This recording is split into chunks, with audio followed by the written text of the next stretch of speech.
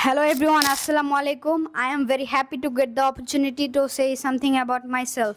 I am Ayman Ibn Nur Ayan. You can call me Ayan because it's my nickname.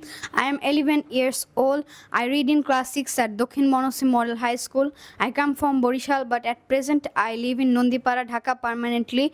I have been living at Nondipara since my childhood. There are 6 members in my family. They are my parents, my grandparents, my sister and me. My father is a businessman and my mother is a homemaker. At present I am doing an English course at English Master. I have been studying English for 1 year. My interests are playing book and reading, playing football and reading books.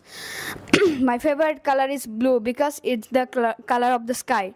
My favorite food is biryani because it smells very appealing and it tastes very yummy. My favorite persons are my parents because they influence me to a great extent. Their activeness, punctuality and dedication to their work inspires me a lot. I have visited India and very soon I will visit UAE. Finally, my main ambition is to be an army officer.